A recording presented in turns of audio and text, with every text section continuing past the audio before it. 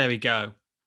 Okay, so today we've previously run workshops around the fundamentals of workflows, things such as templates and running workflows.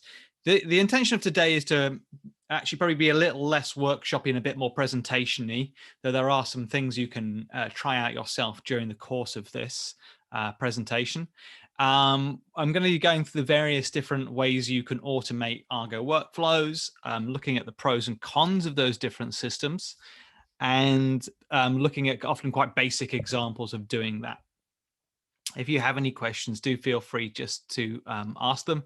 And this meeting will be recorded so that people can, so we can put it on YouTube and people can look at it at their leisure. Okay, first I just want to talk a little bit about automation options.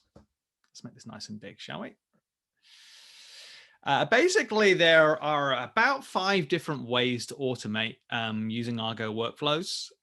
We are talking about different tools you can typically use to interact with it. And under the hood, each of those tools uses one or more of a different mechanism. So just to go through each of these in turn, you can use Cubectl to create and automate workflows, and that uses the Kubernetes API. And if you want a bit more power, you can use the Argo CLI. By default, that speaks directly to the Kubernetes API, but it can also speak to the Argo Server API, and that Server API provides much more kind of Argo-esque, Argo-orientated features, and also a number of things that the Cubectl cannot do. If you're running the Argo server, you can use curl to make HTTP requests, or because you can use curl, they're just HTTP requests with authorization headers. You can also make programmatic HTTP requests, so just using whatever program HTTP library your programming language comes with. And finally, there's an SDK. And so curl, programmatic HTTP, and SDK will all speak to the Argo Server API. Some of the benefits of using the Kubernetes API is typically you're already going to have access to it because it's already available as part of Kubernetes, so it'll all be running. Amongst the downsides of using the Kubernetes APIs is it might be less secure because typically you'll be using whatever kube config you have, and that's likely often to be a higher level of power than you might normally use. Whereas if you're using the API, you can set up a service account with more restricted permissions, and that allows you to do it. One nice thing you can do here with Cubectl is use -v6 to see the HTTP requests. And I'll show you a little bit of an example of that shortly when we use Cubectl. Another way you can use the Argo, integrate with Argo, is, as I said, over the API. Using the Argo Server API provides you a lot more capabilities. So there are methods in that API, endpoints in that API that do things like list the contents of the workflow archive. If a workflow has been offloaded, then the Argo Server API will allow you to get access to that offloaded data, which you cannot do with Cubectl. And it provides functions such as submit from, resume, suspend, all of which are just not readily available with the Argo Server API. Some of the downsides for this is you'll need to have the Argo server actually running. You'll have the API set up, and you'll need to create an access token. And we'll look at that shortly.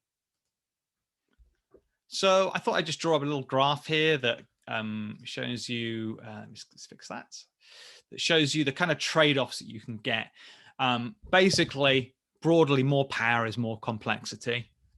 So the way that I would think about which tool to use is I would use the simplest tool that achieves the job. So I would try and see if I could do whatever I want to do with Cubectl. If that didn't work, then I'd try with the CLI. If that didn't work, I'd try with curl.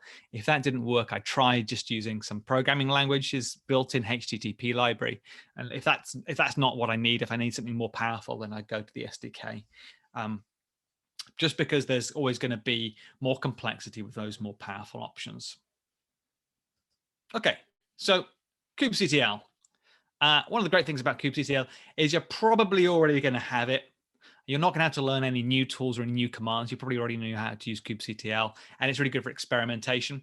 You can actually get some kind of interesting information out of Cubectl you can't get out of the Argo binary, and I'll show you how to get some of that shortly.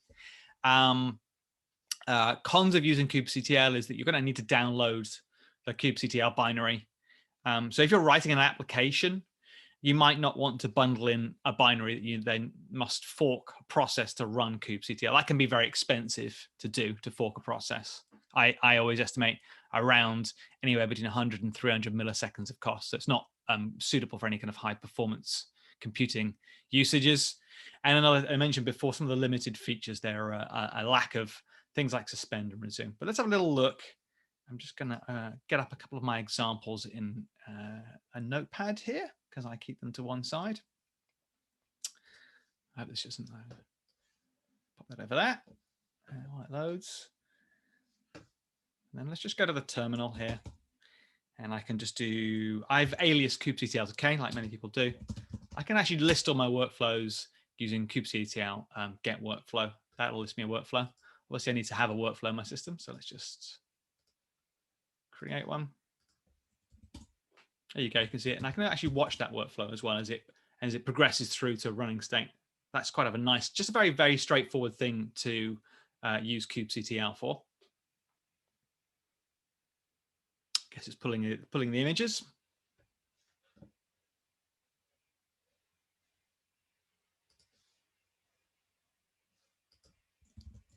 There you go. Now you can see that that workflow has succeeded. So that's one thing that's quite useful to do there. Another thing I can do is actually get pods that relate to my workflow. I can do kubectl get pod. That's going to list all my pods. Now I'm going to submit a workflow now that's going to run for a bit of time.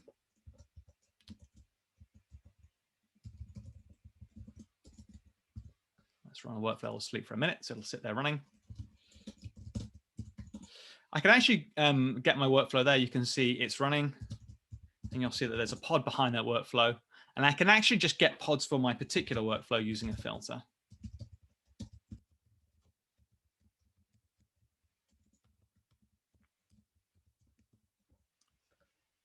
can just do that. I can just give myself a pods for that workflow. I need to actually give it the workflow name, don't I? There you go, you can see my pods. That's quite useful for just looking at the pods. And what I also like to do myself is I have a tool. You can actually be a bit more sophisticated with this. So this command will just watch running pods, printing out the status of the pods there. Let's just make that on one line. You can see that my pods are there running as well. Now, if I start up another workflow, you can see that he's appeared there, and you can actually now see those pods running, and you can see them running through to completion. So you can actually do some quite interesting things with kubectl, taking advantage of the flags there. Okay, I don't want to spend too much time on that. Let's move on to the next item. Okay, so it's probably worthwhile mentioning that a workflow is just some YAML, and you can actually submit YAML from the command line using kubectl. I copy this. I'm going to use pb paste. I can pipe that to kubectl, apply. This will actually create my workflow by pasting that YAML. You can see that I've now got a new workflow there. There you go, and it's running. I'm not sure what it's doing. Okay, so if you want to do an exercise, what might be quite good is to try some of those own things out, to use kubectl to create a workflow and to list workflows. Your next automation option is the Argo CLI. This is often a good place to go to if kubectl isn't meeting your needs.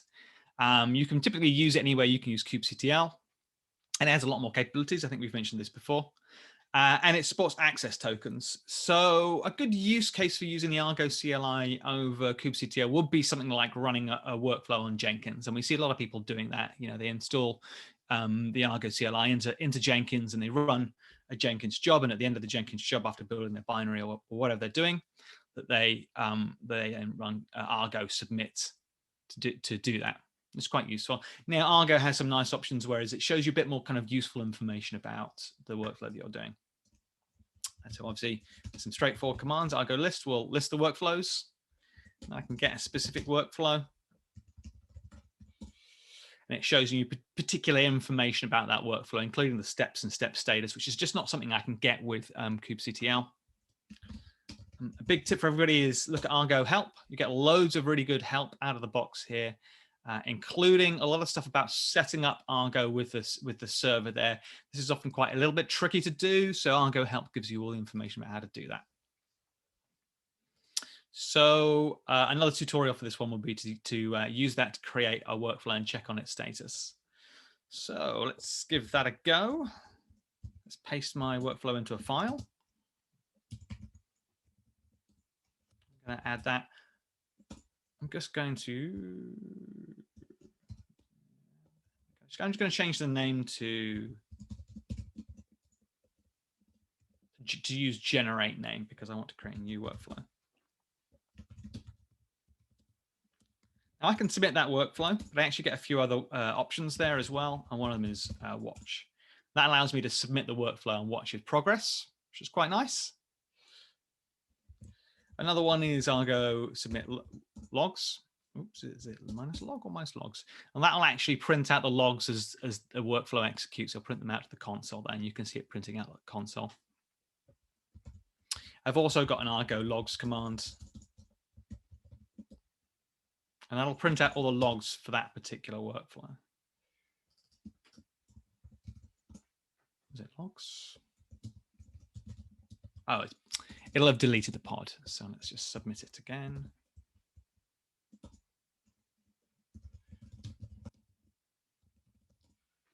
There we go. And I can now see the logs of the latest command. Okay. Now, one of the challenges of using the Argo CLI is you often want to run it through a user interface. You can set up a port forward and set up some commands. So I'm just going to show you how to do that. If you want to do an exercise, go ahead and set up your port forward and make sure you can access the user interface. I've already got it running here. And then you need to set up the Argo server environment variable. Now, the Argo server environment variable is used by the Argo CLI to determine whether or not it should speak directly to the Kubernetes API by inspecting the contents of the kubeconfig, or if it should speak to the Argo server API using HTTP. I can set that up.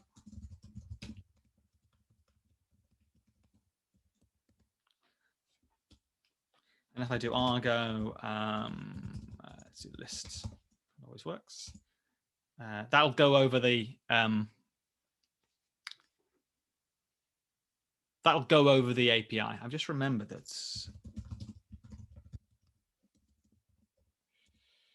I think that's. There we go. Sorry, my system's set up to request a token, but doesn't actually. Docker for desktop doesn't have RBAC support. If people don't know that, so things around RBAC don't always work correctly with it. There we go, and I can use Argo Server Lift. I can get a little bit of additional information out of Argo by adding -v, and you can see that it's now showing a bit more information. And one of the ones you can do is do glog level equals 6, I think, and it provides more information about what you're doing.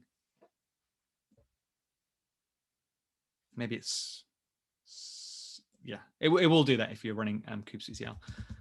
This also works for Kubectl. I think it's v6. And you can, maybe it's v9. So you can actually get it to print out the contents of the requests. And that's really useful if you want to figure out what requests the CLI is making, to then figure out what requests you want to make using a different tool. And that's really useful. Okay. Now, if you're going to be using the CLI and the Argo server, you're probably going to want to create an access token. An access token is basically a service account token that you can use with the CLI. You can find out a bit more about this on this URL. I'll just open it up here, and I'm just going to walk you through the process of doing this. It's a little bit time consuming, so I won't actually show you the process. So the first thing you need to do when you want to create an access token is create a role. So in this example, I'm going to create a role called Jenkins, and you're going to want to determine which verbs and resource that you want to give it. And that'll kind of depend on what action you want to take with it. This is a very basic example here. My resource, I want to be able to list and update workflows. Quite often you'll probably want to be able to create them. So that verb will probably be list, comma, create, comma, update. And then you'll need to create a service account. So SA is an abbreviation for service account. In this case, create a service account for Jenkins. And what will happen is that Cubectl will automatically create a token for me in the background. And then I'll create a role binding. So role binding basically binds a service account to a particular role, i.e. give that service account the permissions of that role. And that's done within a namespace. So in this example, I'm binding the role Jenkins, which is a set of permissions around, listing and updating workflows, to the service account Jenkins. And I'm doing that in an Argo namespace there. So Argo and : says it's in that namespace. That namespace for you will be quite different. And that will result in the creation of a service account. In that service account, it'll list amongst the secrets, and I can actually get the secrets for that. And I suspect I've already got to that. And then I can just use that token as a token in my requests. Typically the token starts with bearer space, and then it's some hexadecimal opaque. That's not hexadecimal, sorry, base 64. So opaque base 64 characters, and I can use that in my URLs. So you probably can see that here. Let's have a little look at the service accounts. You can see I've got a couple of service accounts here. I've got a github.com one. Look at that. And you can see under the secrets, there's a secret here. I can have a look at that secret.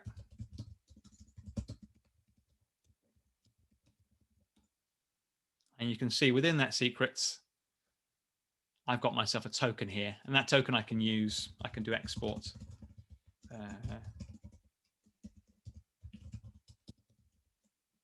There we go. And that'll be the token that I would use for all my requests. Okay. Just a little review of the access token. So they're good for production systems. They're good if you want another service to speak to Argo workflows, but they're typically more complicated than what you want for experimentation. So there's additional effort and work involved in them.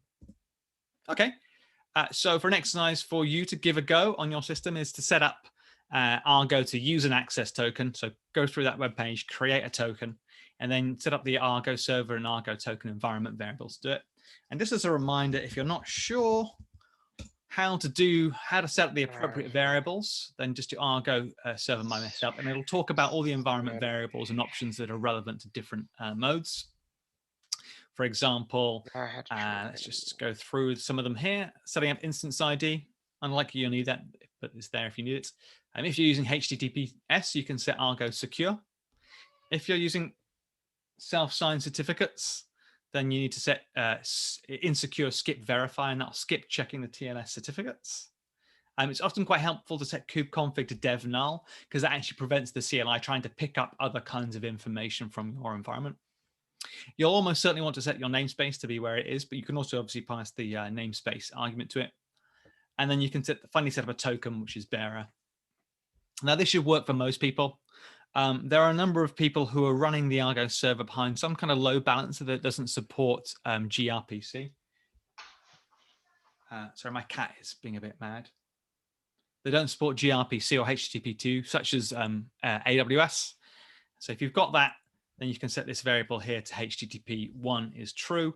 And most of the features and capabilities will work. There's a couple of, there's one thing around Argo logs where the since argument doesn't work correctly if you're using HTTP, but pretty much everything else works.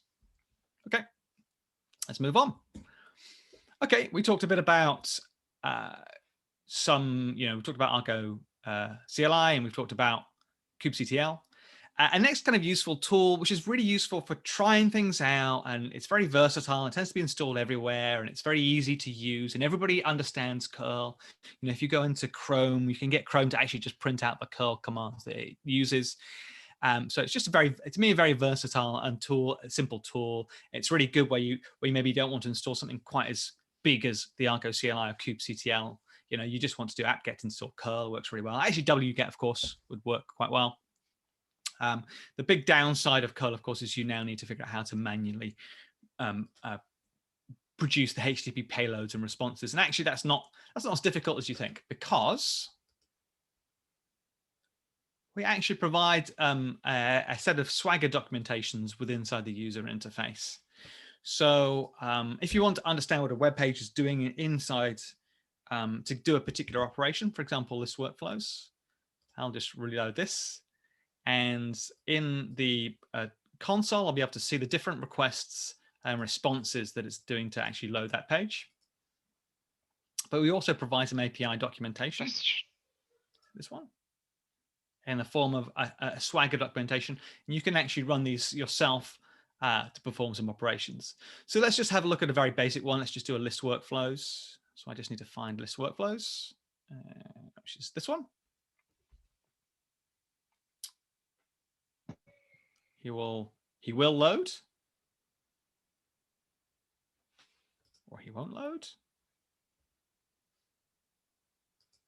or I've lost the whole browser tab by the looks of it. I've lost a browser tab. That's embarrassing. Let's just load up again a different browser tab.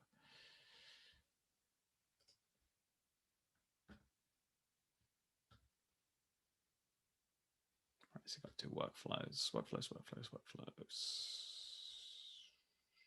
Here we go. So this one is list workflows.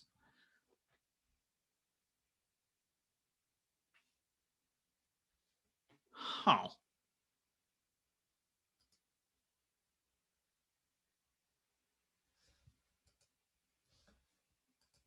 Let's try a different system, see if that's also not working there.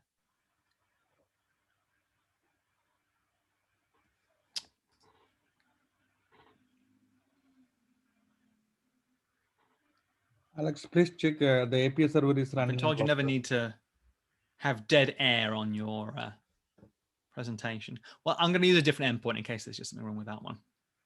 Here we go. So this is the info service endpoint that just provides some information here. And it shows you how to do that. What's quite nice about this user interface, which I quite like, is it provides a try it out button. You can click on that and it'll allow you to just put the parameters together, click execute. And when you do that, it actually prints the curl command out here that you can run. You can copy that curl command. You can take it to your console, paste it there, and it'll tell me to log in this case. Oh no, hang on, I think. There we go. It'll produce a response, and because I don't have a token, it does that. And this is just really useful for figuring out how to do those different commands. Okay, another option for you is doing a programmatic HTTP request. So nice pros of this is basically every programming language I'm aware of can do HTTP requests.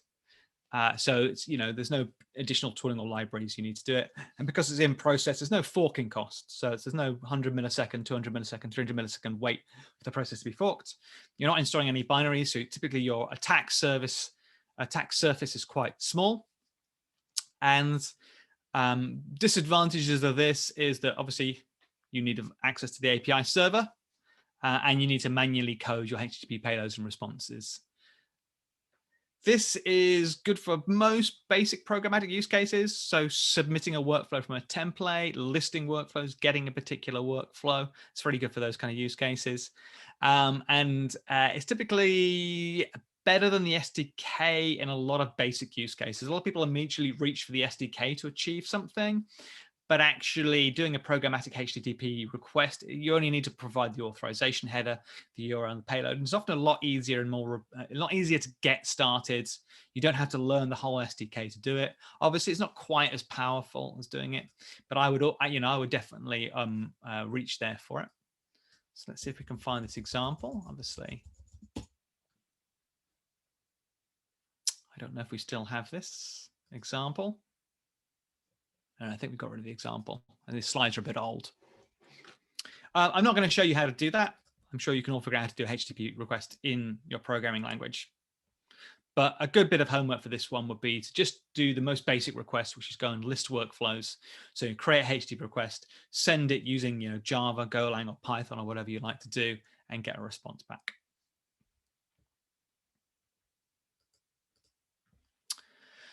Okay, so the final option, the most complicated option, is to use an SDK. So we provide 3 SDKs effectively for Argo workflows. We provide a Java SDK, a Python SDK, and a Golang SDK. Both the Java and Python SDKs are generated using Swagger. So they're basically built from the Swagger spec using Open API Gem, which is a very common tool. So you tend to get a lot of things like auto completion in your IDE, because you can import those libraries. Your libraries understand the APIs and do auto completion, and it gives you a lot of power for doing that. So if you're going to build a piece of software on top of Argo, you know, a new platform or something like that, this is probably the right choice for you. It's probably the right thing for you to do, is to use one of the SDKs. It's obviously the most complicated, but if you're going to be building an application using Argo workflows as your execution engine, that's probably a really good option for you. Now you can find these the different SDKs on GitHub. Oh, what's going on here? Let's skip over that.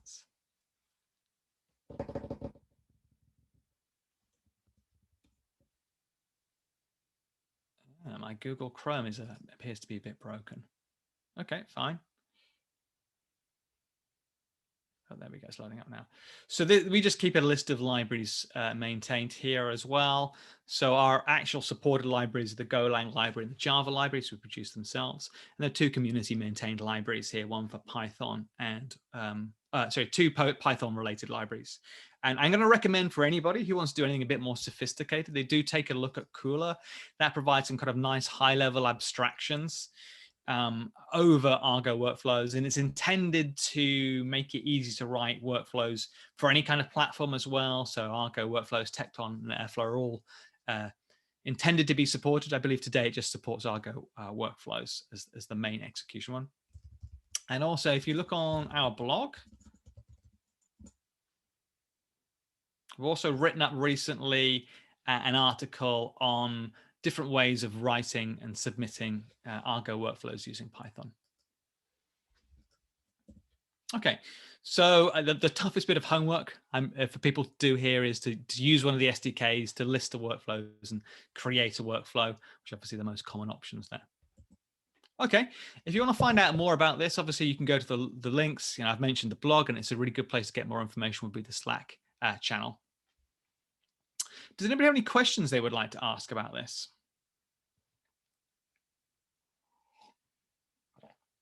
I got one shaky head. Okay, no worries. So no questions. So I'll drop this video onto YouTube later on today so you can share it out. Thank you very much for your time today, and I hope you have a lovely morning and afternoon. Thank you, Alex.